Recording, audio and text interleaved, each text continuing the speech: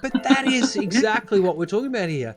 Don't be afraid to try something different because you don't know the success that's on the other side.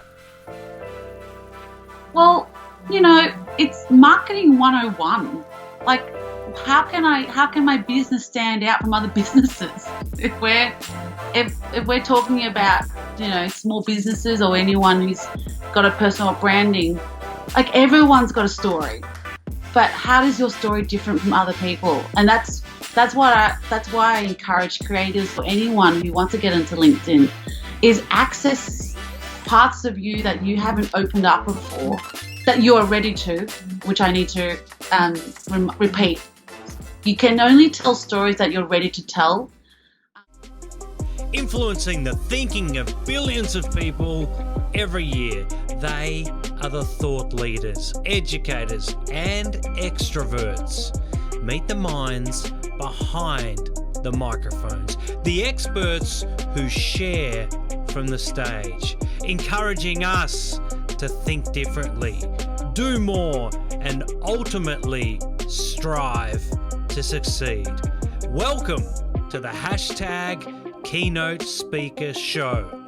Here's your host, Jonathan Creek. The lady known across LinkedIn as Dancing Diana, someone who I got to meet recently at TEDx. That seems like a long time ago when we were free and able to walk the streets. Diana Nguyen, welcome to the #Keynote Speaker Show.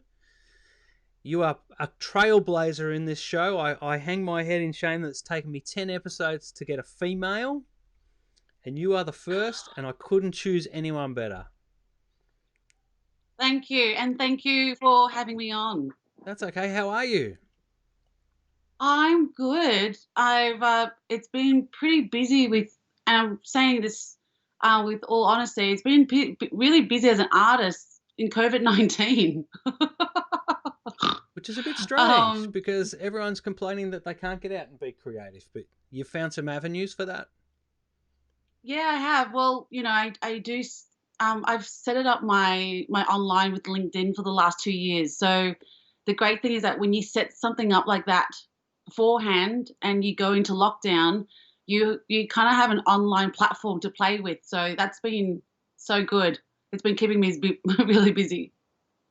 Yeah, I think there's been two trains of thought during this whole process. Is either you get out there and try things differently. You try and tap into new markets or pursue something that you haven't pursued before because maybe you've got a couple of extra hours because you're not in peak hour traffic anymore, so you can sort of build your side hustle up. Or people are doubling down on what they're good at and what a good friend of mine, Rick Rushton, calls sharpening your tools. Mm-hmm. And that's what I've been doing. So I've been consolidating all of my web series content and putting onto TikTok. We just talked about TikTok before. And yeah, I've been running some LinkedIn workshops to get creators online. So it's true. I feel like you do sharpen your toolkit so that when you get out of lockdown, you kind of keep accelerating, I guess, keep going forward. Now, Diana, let's go through your list of accolades because you are very humble and you don't, you do Thanks. share, but you're waiting for me to, and I'm more than happy. Comedian. Yeah. And must have been gut-wrenching for you when the Melbourne Comedy Festival, because you had a great show coming up for that. And it still lives. I did. It's still.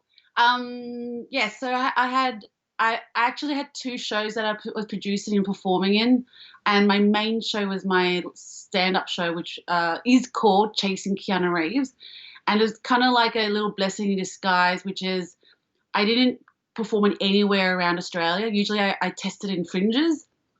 So Melbourne Comedy Festival was going to be the release. However, that didn't happen. So we are recalibrating. I can't say the word this morning. That's it. Yep. We are getting ready for 2021. So we're going to do a massive release in 2021. So I'm keeping this baby in and chasing Keanu. Who knew? I reckon you'll catch him. My odds are that you're going to catch him. Something magical is going to happen. I think so too. It is. It's kind of saying, universe is saying, give yourself another year to find him. And so that's exciting for me. Yeah, I think that's right. I think that's right. So stand-up comedian, actress or Yes. actor. What do we go with nowadays? Actor. Actor, Yes. TV, Yes. web. You Yes. produced a web series for ABC.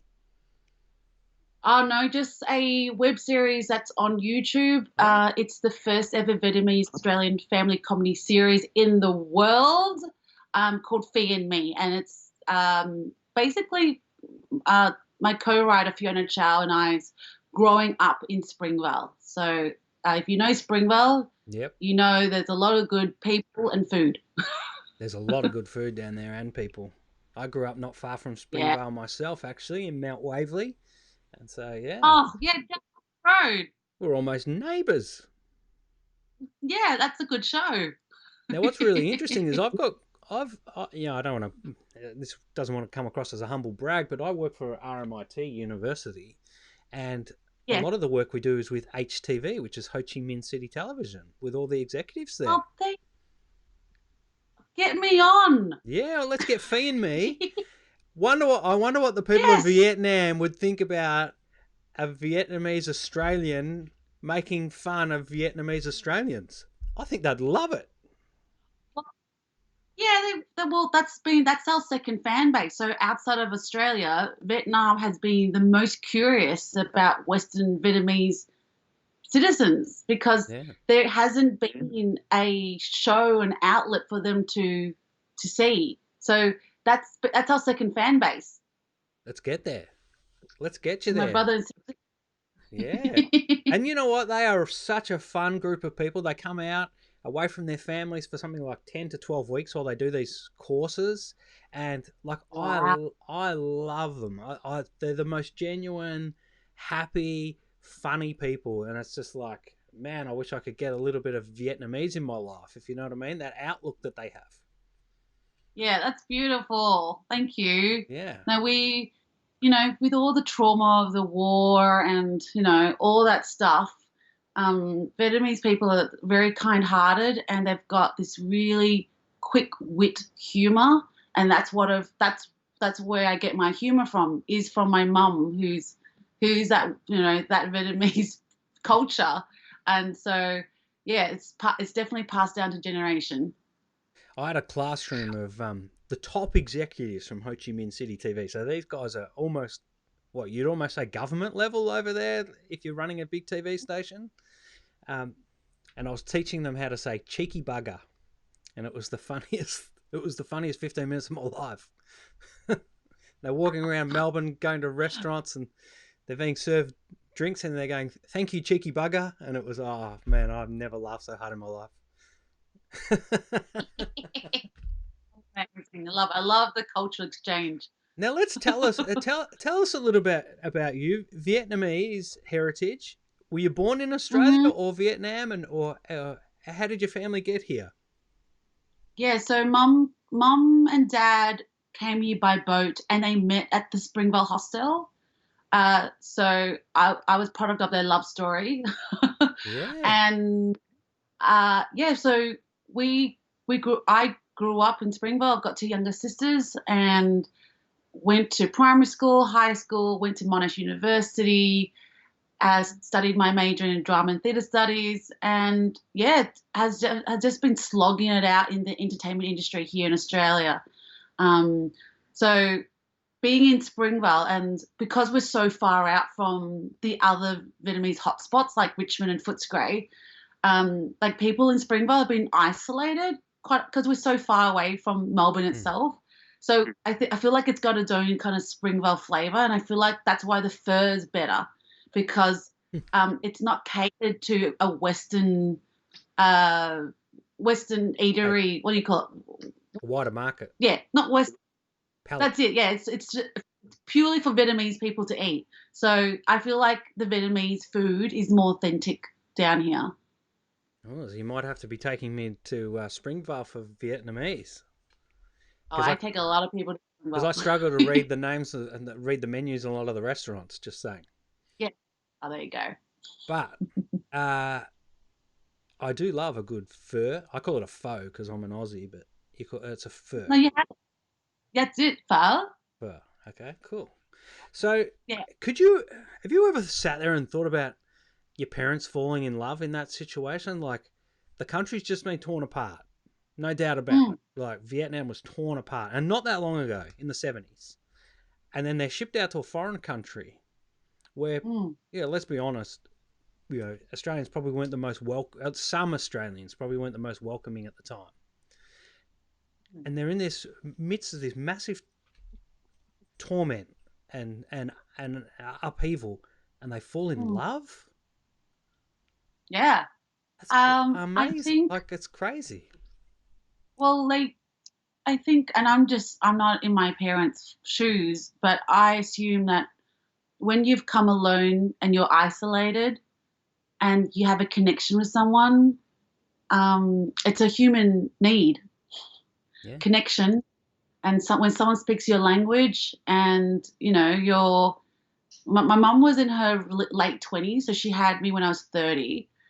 I feel like human connection helps people get through trauma. So that's what I think, and especially now that we're in COVID-19, I think a lot of people have been assessing their experiences of isolation and what it is to be connected and not connected to someone, offline, online. So I think that's a human need, and I'm a person who loves people. I am an extrovert. So when we spoke before, like, I did have difficulty with COVID in the beginning, but it's been nice to be in the pause. It took some time. Now, for those who are listening to this on the podcast, that is a real snort. Diana is famous for her snort. You run a snort cast, I believe. Is that true? Yes, I'm starting. I've been funded by City of Melbourne to start my podcast called The Snortcast, which is to interview funny people around the world. And I'm looking forward to it. I think the world's looking forward to it. Yes. Well, the aim of my show is to find out if people are actual secret snorters. So, so I'm hoping throughout the storytelling that we hit the snort, and that's the snort button. So I can't wait. I can't wait to start it. So it's an investigative series. Yes. Yeah.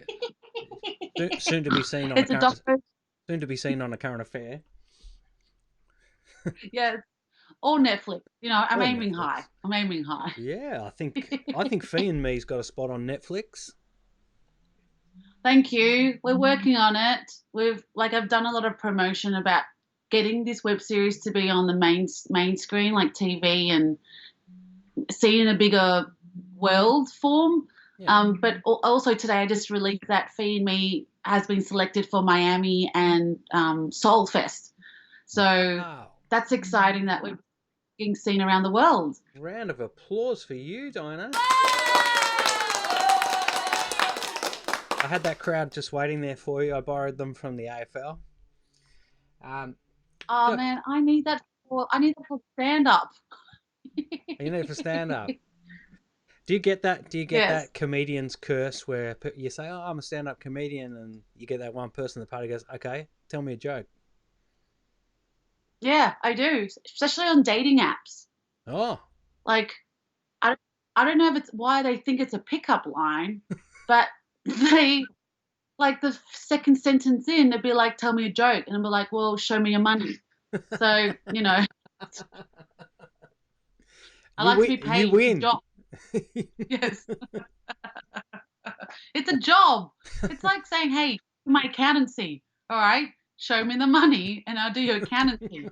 I'm not going to do it for free. I don't know who you are. I think we've just tripped over. Sorry, I think we've just tripped over your second series. You dating. No, that's the show. That's Chasing Keanu Reeves, I think. That's the prequel. Yeah.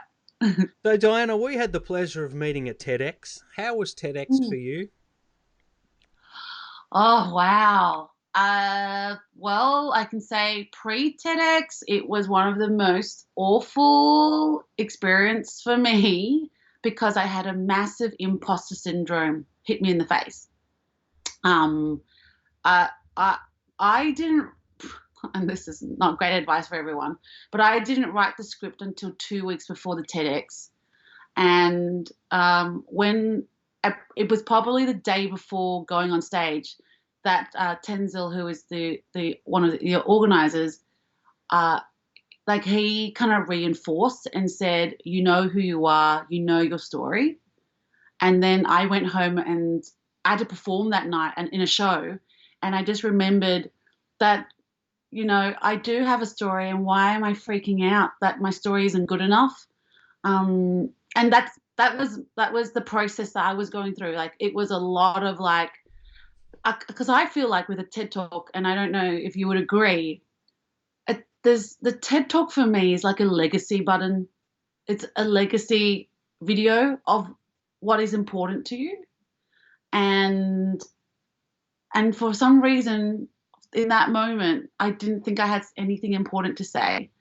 Um, and I had to dig really, really deep, like 2 days before the TEDx, to stand up and tell my story, which is hilarious, that what it's called, and then having to tell you what I went through before was joy is my caffeine. And um, I found that joy. That's right. I did a dance just on the stage of the TED Talk the day before, and I was happy. That's it. I remember now. Yes. So I found the joyful warming up the stage that the day before to do my TED Talk about joyful, which is hilarious. That I needed to be reminded of my own joy. Yeah. Yeah, well, I can say that you absolutely rocked it that day. It was a pleasure to witness it, that's for sure.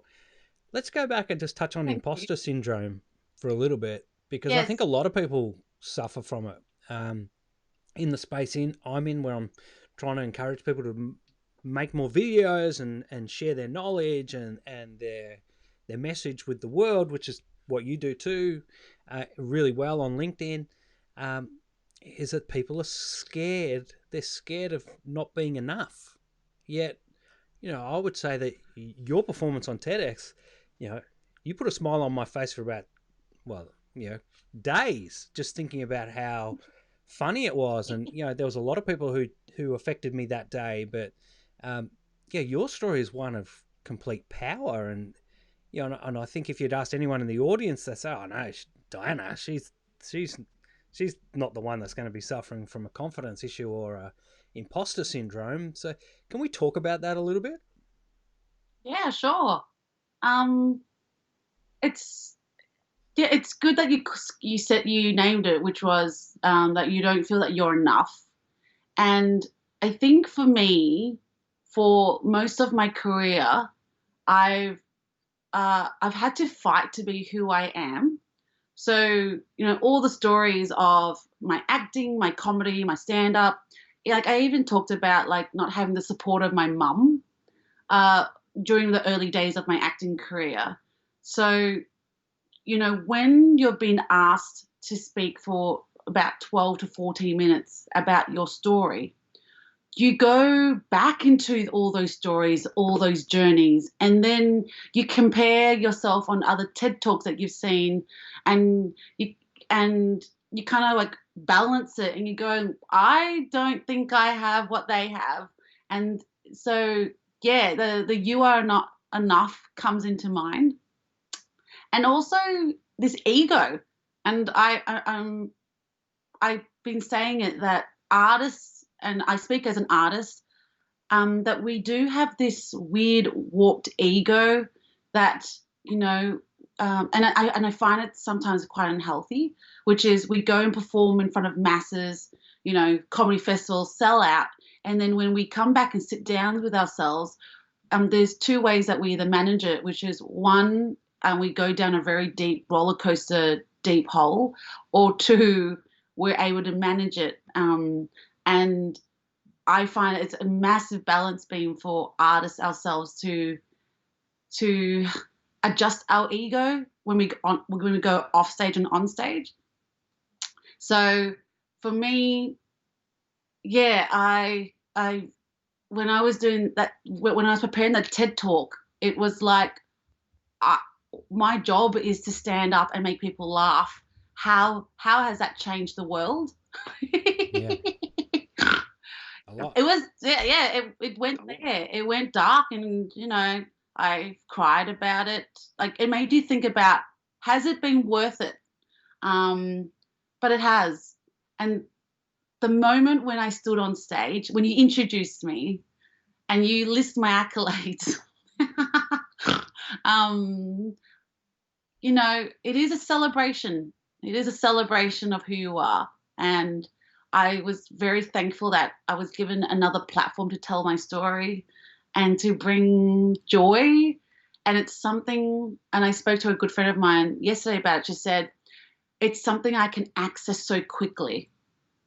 For some people, it takes a while, but for me, when you say go do something fun, I can get it very quickly. So I think that's why I think that's what that TED talk showed, and I wanted to show people that you can access it quickly too, if you turn a bit of music on and just danced, and so that's how I access my joy, which is dancing. Yeah, I think that is 100% powerful, and you're actually taking me back to standing there and the tingles and the connection. Look, I don't dance, Diana. Let's be honest, I'm not a dancer, but yeah, a couple of worms and robots back in my teenage days, and that was about it. But I remember standing there and I was thinking, yeah, like just being silly with my kids dancing, just be, Yeah. running around silly when something good happens. I think, when I finished writing my book, I was here in this house all by myself, and I just ran around the backyard being an idiot until I ended up on the trampoline and threw the book up in the air, thinking Oh, that'd be a great shot, and then I had to go and put the pages back together in the right order. But I didn't think that through very well. But no. I think, if we look back, and hindsight is a wonderful, wonderful thing, is that your Mm. message on that day is probably 10 times more important and powerful now than it was 12 weeks ago. Like, you were Mm. prepping the world for what was coming. Yeah, possibly. Thank you. Now, you may not think Yeah, that. well, I mean, you're trying to put layers on yourself here, but there will be people who have been sitting at home in isolation, working from home. They're mm, probably somewhat introverted. The only stimulation they get is by mixing with other humans in their workplace. A joke with Jenny in the coffee room, or, having a bit of a chat to the security guard. And they haven't had any of that stimulation for the last 12 weeks. yeah, Now, what does that do yeah, to a human who's somewhat susceptible to not finding the joy in their life?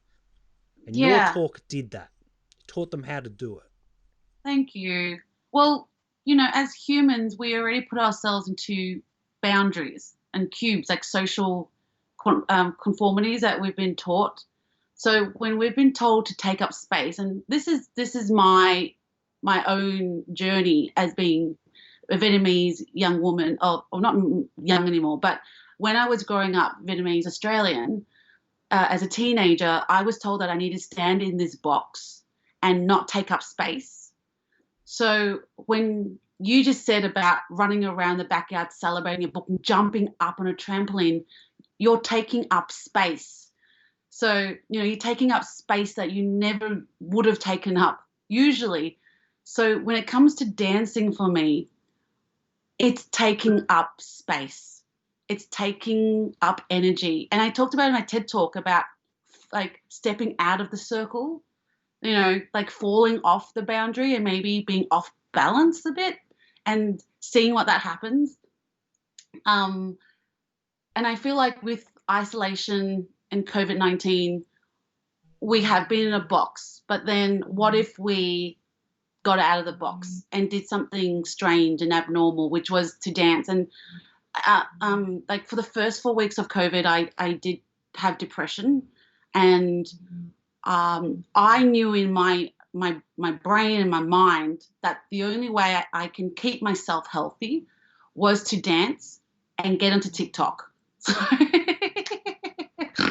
So I was doing TikTok dance videos, but because subconsciously I knew that, okay, you know that you're in a dark place right now. You're grieving the comedy festivals cancelled.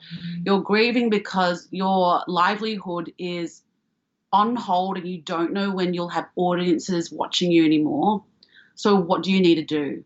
And yeah, I then went and said, what makes me happy? Dancing.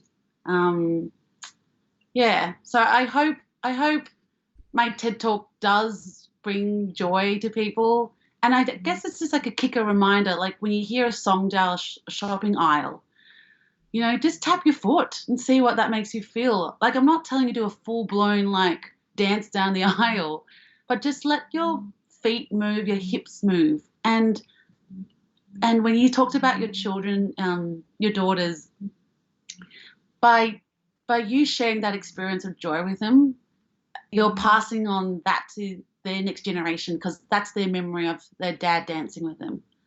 So, you know, it's had such a big ripple effect that we don't realize. As my wife says, she's got 3 kids. Yes.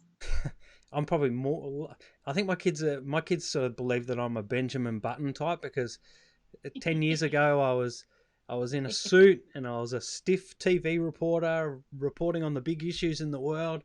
And nowadays I kick around in baseball caps and sneakers, and you know, love YouTube videos and things like TikTok, and they're right into it with me. Like I'm getting younger with every year, because I just think there's no. I think sometimes people act serious, almost as a status thing, and it's like, chill out. It's exactly what you and we'll mention String as well. On LinkedIn, you've gone to this Facebook for Business platform and you've said, you know what? Yes. Just because it's Facebook for Business doesn't mean we can't have fun. Let's have fun, right? And we can share our message and teach you and help you get better at what we know with our skill and share our knowledge, but we can have fun doing it at the same time. Yeah, that's it. And because fun isn't limited to TikTok, fun is for humans. And as you said just then, you feel young. The energy of being silly and joyful it takes off years of, and it's such a great stress reliever as well when you dance or listen to a comedian tell a joke on Netflix. You feel lighter, and that's the most important thing of joy. You never feel heavy. You actually become lighter. So if people put that into their brain and go, oh yeah, joy is light, get on the train, everyone. Yeah. So would your advice in this space, so if people wanted to become joyful, and that's your term, joyful, I love it, rather than watching the news or a crime series tonight, because there's no sport worth watching, let's be honest. So yeah, the lady of the house has control of the remote at the moment. So rather than watching the news, rather than watching a crime series, rather than watching the deep dark stuff, go and find a comedy show. Go and find a funny movie. Is that the first step, or is it just get out and move, like be risky? My simple act is like, if you're alone and if you're in the bathroom and just do a dance, or you're about to get ready to go out somewhere, just shake your hips and see what that does. See where it ends up. See where it ends up. You don't know. Like when I was a child, I was a rampant singer. Like I still remember it now, when I used to walk home from school with my backpack, and I would walk and hop on the cracks and make up songs. You can't hop on the cracks. You're supposed to hop over the cracks.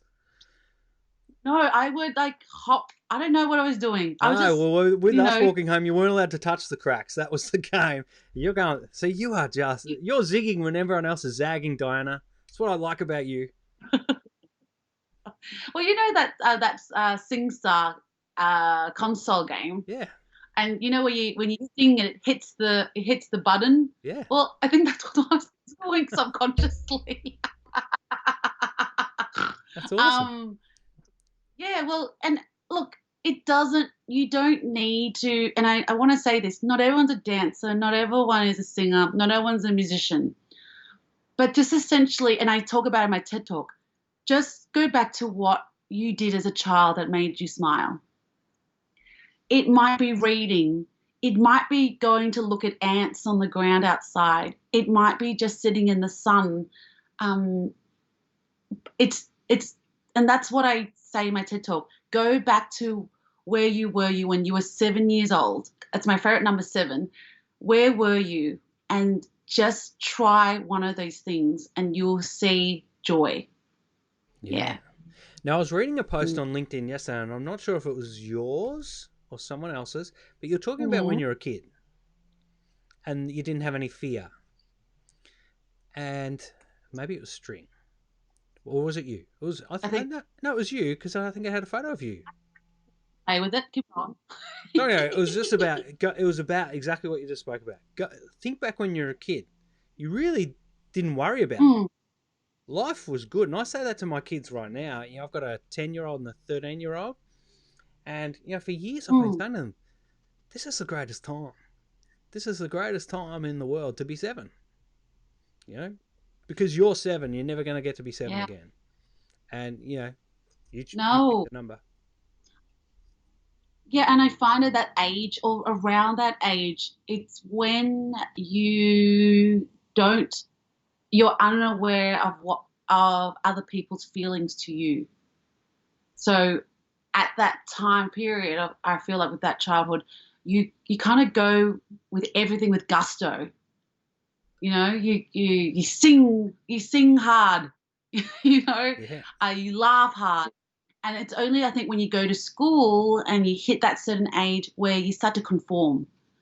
So that's been my own experience looking back at myself.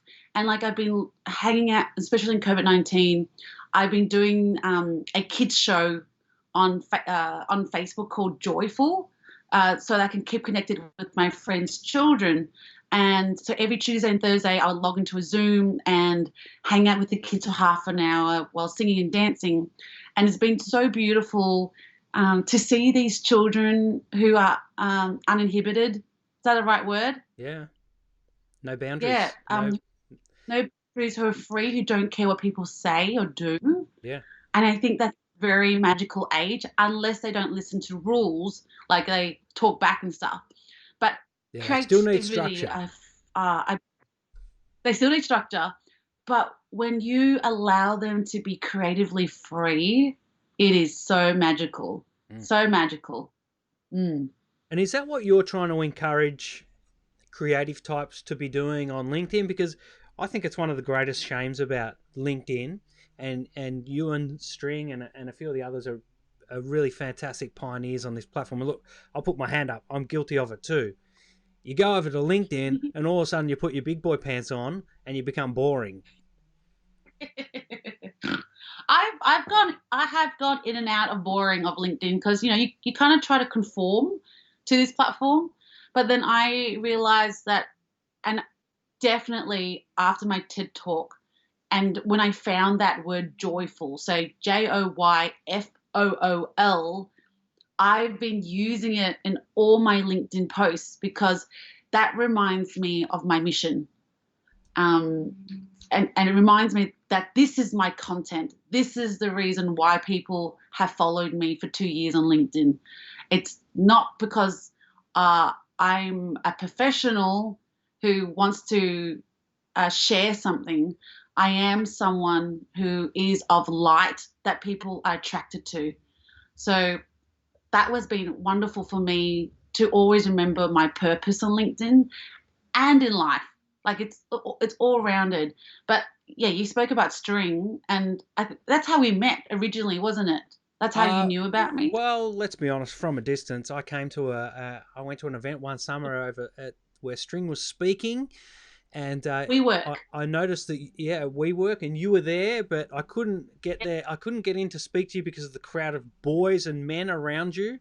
I think that was about 8 deep, and there wasn't a spare pocket square or pen protector anywhere to get through. And I just thought, I'm just never going to get to talk to this girl. I just need to go. I'm going to get a parking ticket. And for me to have that experience with you, and that was my first exposure to Dancing Diana, to then hear that you're still single after you had the room. I don't know what, you got to work on your game. There's something going wrong. Maybe you snort too early. I don't know. There's something. No, the snort's fine, and we go back to that time. It was a hot day, and I support String. And I want everyone to go follow her because she has been very instrumental in my life as a creative entrepreneur. Yeah, she was one of the first people in my life to say you can make money. Like there is a platform. You as an industry, as an artist, you can choose to make money. And that was very important to hear from a friend who believed in my work. And by being on LinkedIn, I realized I can make money. And that's mindset, if we go into mindset now. So String has been so instrumental in encouraging me to keep doing my art form. And she was instrumental with Fee and me. So I praise this woman so much for believing and supporting me. And I always believe and support her. And that's been the greatest triumph and celebration of our friendship. But yeah, anyway, being single and the hot day. It may have something to do with the first time I ever saw you on LinkedIn, which was, I believe it was a live stream, and it was you and String doing karaoke, and you're sitting on the floor of a room somewhere. And just maybe that just scared a couple of the guys away. I'm not sure. Yes, that was when we did the first ever LinkedIn fundraiser. Yeah, that's right. Yes, she was like my techie and my support system, and I sung for 3 hours and made $1,500. Yeah. On LinkedIn, which no one had ever done before. That's why it's a good idea. Yes. But that's why it's a good idea. And I think this gets right to the heart of what we've been talking about. There's all these pressures to conform, but it's when you actually break out of the mold and do something different, which is, hey, no one's ever raised money on LinkedIn before. We're going to go and do it. And then all of a sudden you out of thin air, $1,500 turns up. That is exactly what. And a lot of what, sorry? Yeah, and a lot of sleep afterwards. It was exhausting. Yeah, but that is exactly what we're talking about here. Don't be afraid to try something different because you don't know the success that's on the other side. Well, it's marketing 101. Like, how can my business stand out from other businesses? If we're talking about, small businesses or anyone who's got a personal branding, like everyone's got a story. But how is your story different from other people? And that's why I encourage creators or anyone who wants to get into LinkedIn is access parts of you that you haven't opened up before, that you are ready to, which I need to repeat. You can only tell stories that you're ready to tell. And it's actually funny, like our interviews just going in loops because that kid who was singing down Springvale suburb, jumping on cracks, ends up singing on LinkedIn with a karaoke show and making money. It's like everything I do comes back. It's not like I invent something new. It's something that's been part of my life. I think apart from the jumping on the cracks bit, I agree with everything else that you say.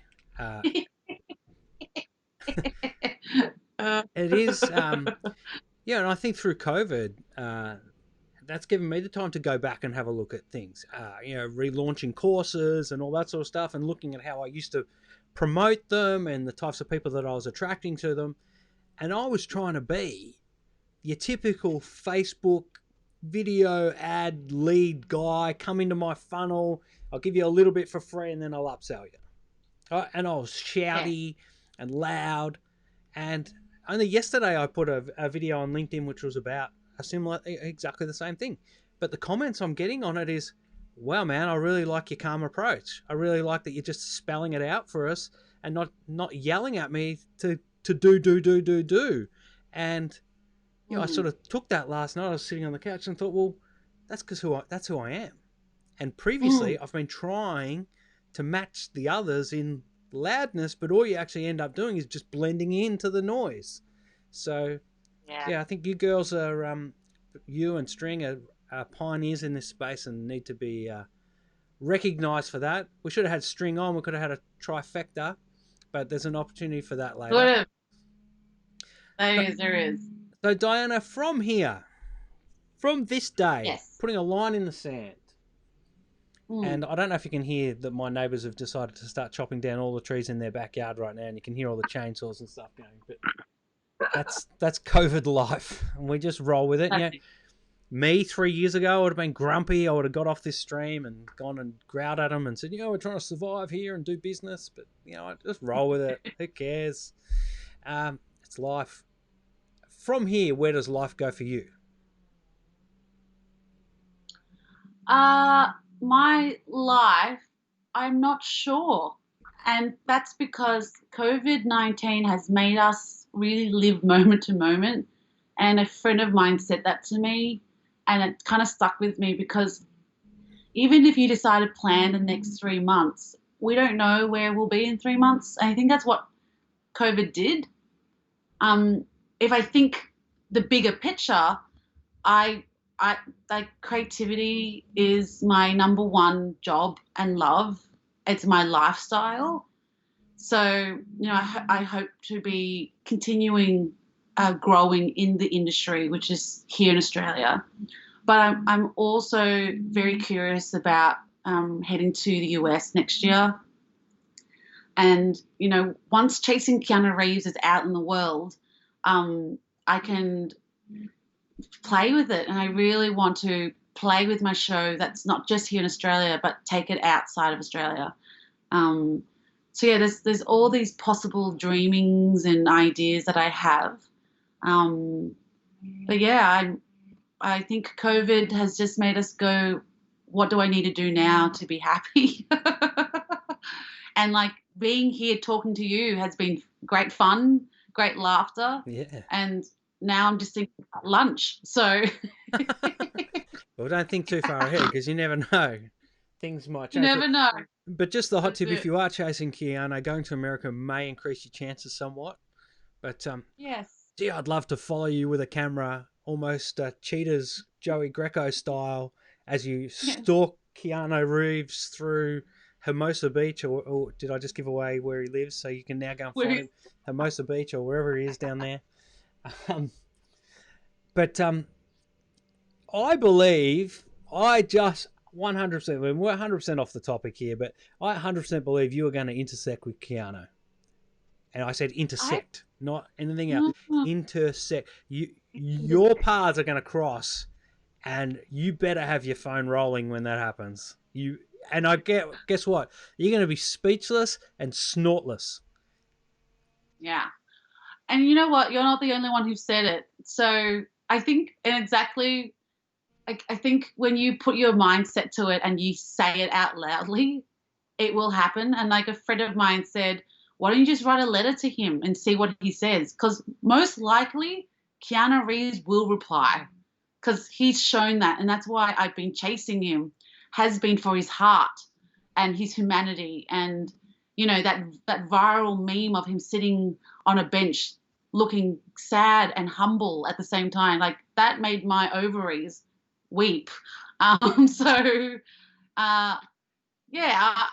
do agree. I know I'll meet him, and maybe like Chasing Keanu Reeves in 2020 had to be cancelled for me to find him in 2021 when we can fly across the world again. So fingers crossed. Yes. You're going to get there. Keanu, I know Keanu, if you're watching, because I know you love the hashtag Keynote Speaker Show. This is Diana. Meet Diana. Say hi, Diana. Wave to the camera. This is Diana, and if you could do me a favour, mate, because I know we've crossed paths a couple of times in the past, and I promoted your movies early on the biggest network in Australia. So, mate, just help a bloke out, make a girl's day, would you? Thanks. There you go, Diana. It's all good. Still single.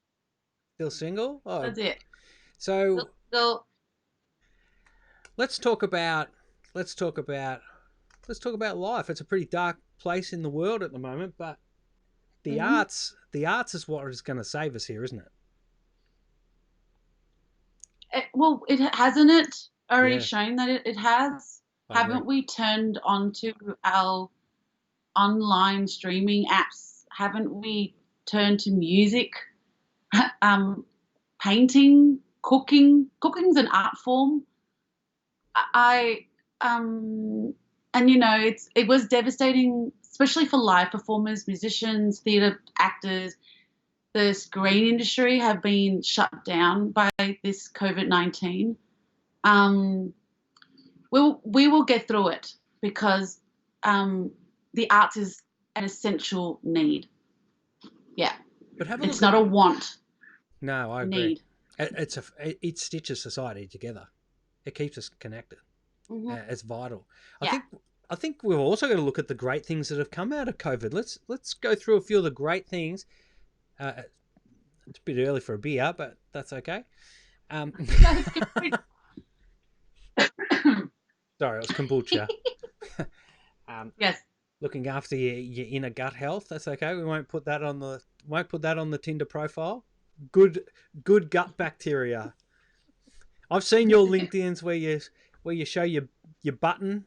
Is that what have you? Yeah.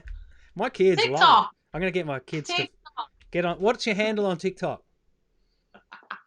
It's dancing.diana. Dancing.diana. Is there another Dancing Diana and you couldn't get the actual handle?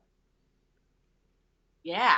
Oh, but man. It's good to have a dot because I've got being.diana. It's nice to differentiate people. Yeah, but it's true. Someone took the handle. We've got to hunt down that Dancing Diana because she's an imposter. Yeah, I actually should check out who actually has Dancing Diana, actually. That's a good point. Yeah, let's hunt it. That'll be chasing Keanu Reeves, hunting the fake Dancing Diana. Now, TikTok. Let's talk about TikTok because that is a mystery for a lot of people. And, I've been mucking around with it. But I was on there, like I've become obsessed with watching it. I could spend an hour watching TikTok. I think the creativity of humans in this platform, and Vine was the same. I loved Vine because they're so clever. But I think the emergence of TikTok in the 30 and 40 age bracket has been one of the great things to come out of COVID isolation. Older people are getting on TikTok and looking at it. Yeah, I agree. I actually was on Musical.ly, which was bought out by TikTok, and I was on Musical.ly 3 years ago, and so I still have those videos. If you scroll all the way to the bottom, I was attempting these Viney videos, but I didn't understand it. And exactly what you said, it wasn't until I was watching other people making content on TikTok was I amazed. And I so agree with you that for me, TikTok has provided people who weren't ever given a platform to show that they are quite humorous. It's the funny person at the barbecue. The dad who's got this dad joke. There's this mum who just loves to dance in her kitchen but never had anyone to watch because she didn't think she was good enough. TikTok has allowed people to access it. And I'm with you. I can scroll and watch these human beings being so ridiculous.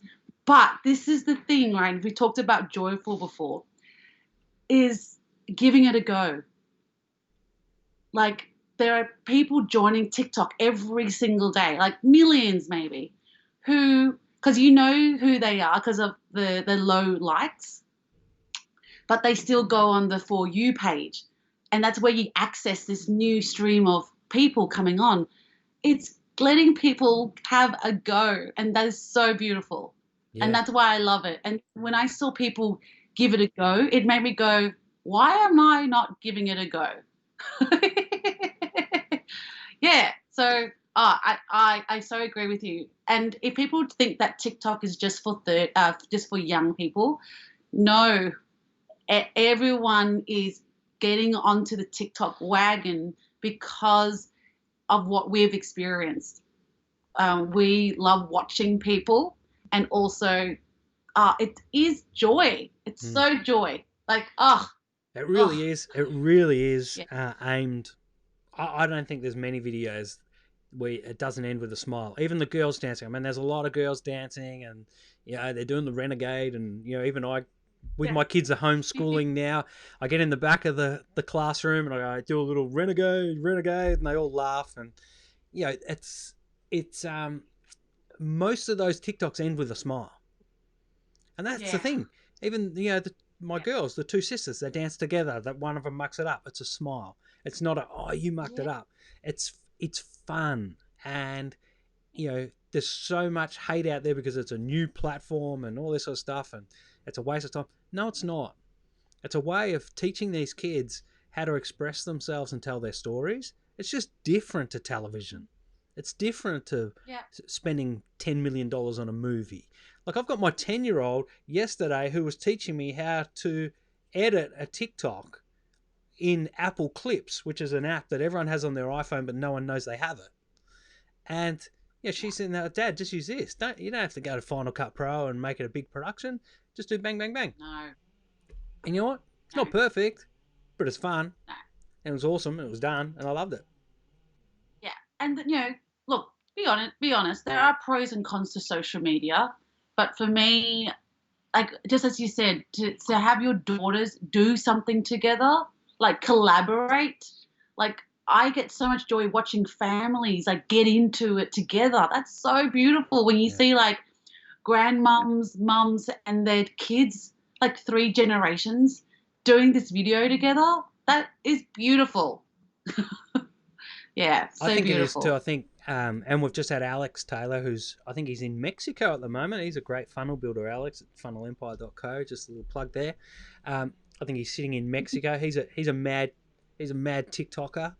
And that's the power of the internet too. Like, he's a guy from England who I met online. He did some work for me. 6 months later, he was living in a van in my backyard. Then he's gone over to, I don't know, he's always somewhere else in the world. But that's the internet. We met over the internet, and then we're mates. Yeah. And he was here. He rings my kids for Christmas, and TikTok can form those relationships. That's what it's exposing people to each other. And I think during isolation, it exposed families to each other. I mean, I had so many friends who I went to school with who were doing that one where you swim forward and they all do that funny sort of thing. I don't know what that one's called, but they're doing it. And my kids were like, oh, we've got to do it, we've got to do it, we've got to do it. And we didn't, but we will. I promise you right now, because we'll laugh and we'll have fun. And I really got interested in, I was doing a lot of consuming of TikTok, and then it was only the other day that there was a guy, and I'm pretty sure he was from one of the universities in Melbourne, and he comes on and goes, hello TikTok, my name is George so-and-so, I'm a professor of human behavior, and this is my first TikTok. 270,000 views. The algorithm is amazing on TikTok, and that's why I love it. It's based on your content. And they're really good at serving the content up at the right age brackets. Yep. And relevancy. It's got a really strong relevancy twist. Yes, and the great thing about it is that you could go and polish a TikTok video and spend an hour on it, but the one that gets the most views is the one that you didn't care about. And I just love the hypocrisy of it. Well, this is really interesting, and it's been a great discussion because we're actually really getting into some strong social media strategy here, which is, I think, people can do with more of it. My motto with my business Viral is to save the internet from one bad video at a time. Right? There's just too many bad videos out there, and I want to help people make better videos. Yes. Here's the thing. On TikTok, if I was to be honest with myself, I've been contributing to the bad videos on TikTok. Yes. And the reason... Me too. Yeah, and the reason is because I'm a grown-ass man. Right? I'm a grown-ass man with 2 kids, and I'm trying to make videos like the kids. Yes. I'm trying to match the kids. Yes. When what I need to be doing is actually making my own videos, helping people my own age who are also on TikTok as their kids are, that actually need help on how do you make videos for your business? How do you make videos for your personal brand? How do you make videos to keep yourself happy? Yes. Well, that's a different niche, isn't it? So you need to figure out what your niche is. Yeah. Well, yeah, it's entrepreneurs. But you look at that professor, he had 15,000 followers in a week. Yeah. And then all his other videos were up in the tens of thousands. And, he started talking about why are people panic buying toilet paper? This is the psychology behind it. Why are people, not wearing masks? This is the psychology behind it. And it was real life, real relatable stuff that people are interested in. And that was his niche and his area of expertise. And it pops. So if you stop trying to be someone that you're not, that's the biggest problem with social media.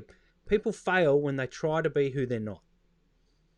Yes. When and you just reminded me of something about TikTok and about that professor, because he's an expert, and because TikTok only allows you a maximum of, I think, 2 minutes. Is that right?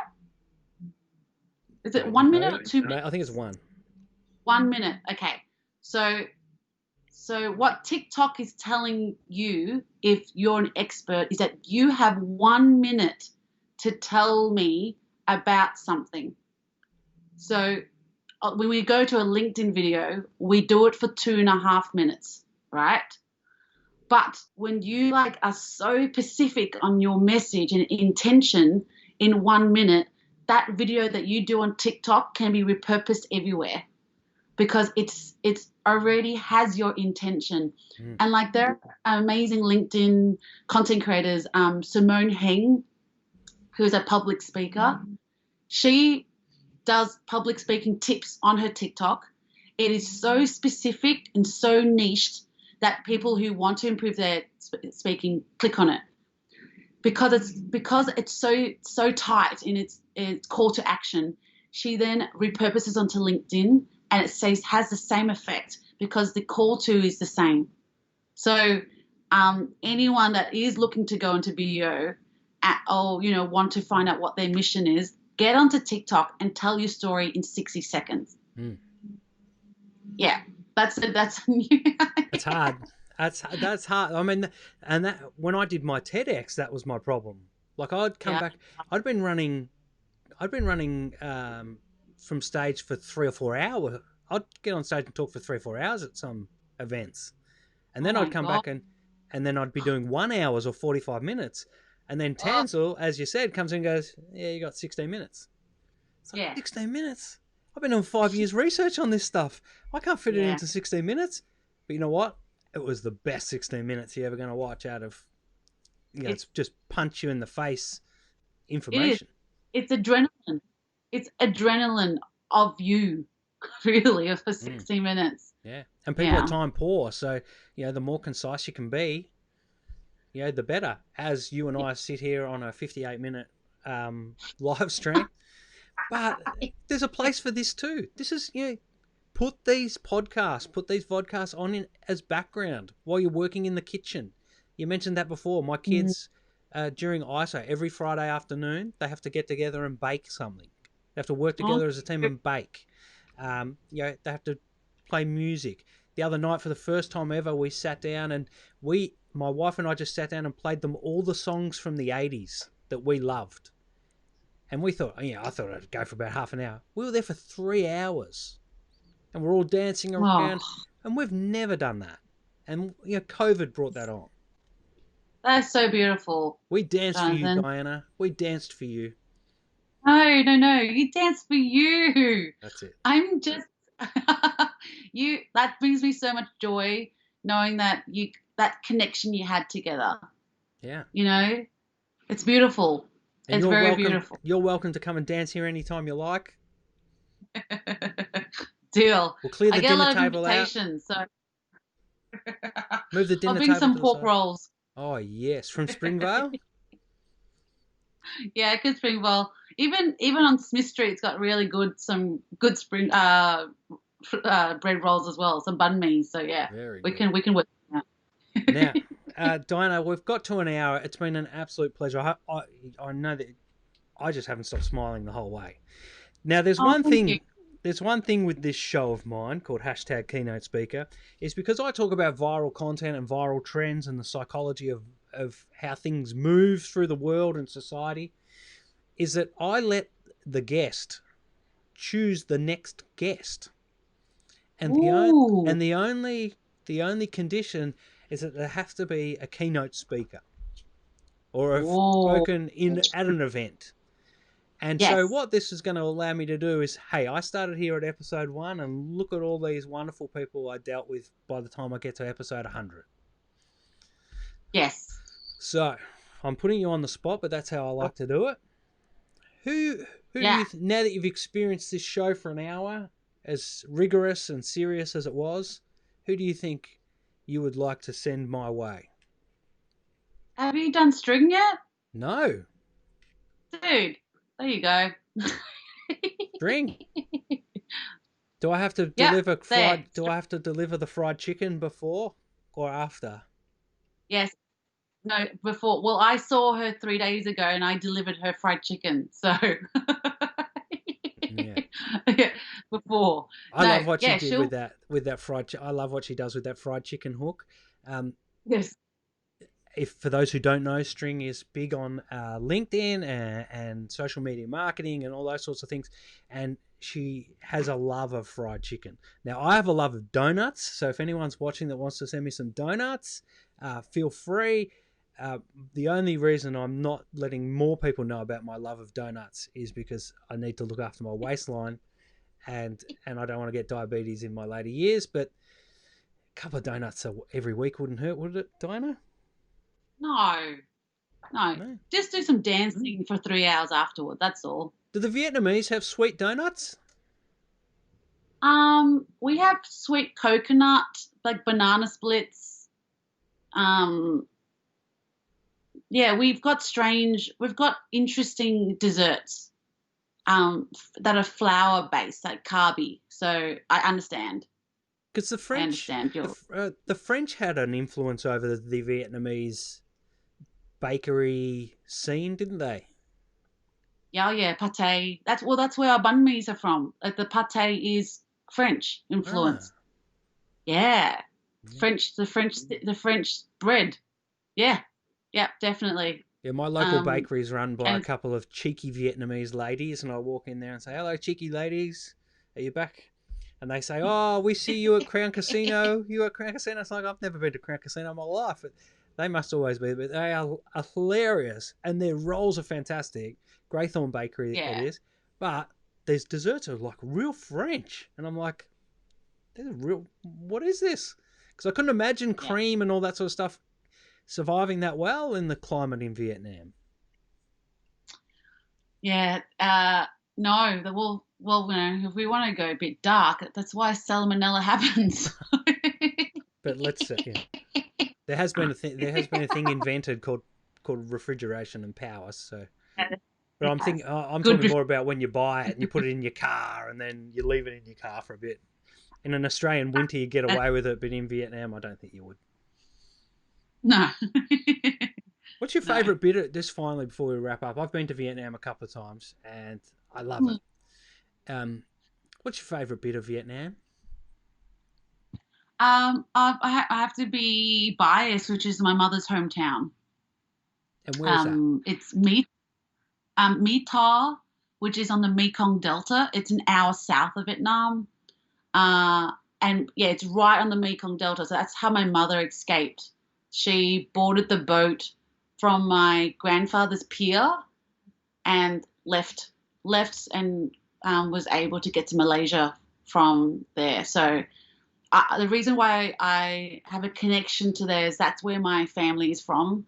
Yeah. And especially being second generation Australian Vietnamese, I felt disconnected from my culture, my country, my native tongue. Yeah, So absolutely. when I go to Vietnam and go to Mỹ Tho, like, because I've been there when I was a child, like when I was six years old. So I remember like those memories stay with me. So it brings me such nostalgia.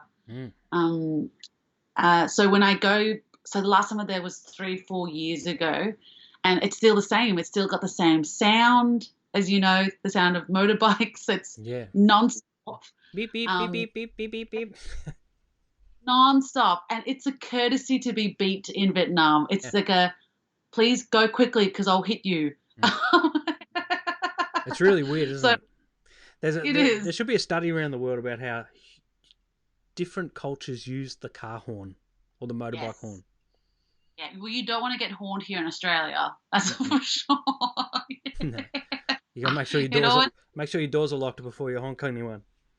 That's it, or drive away, or you have a quick drive away exit. That's what I would recommend.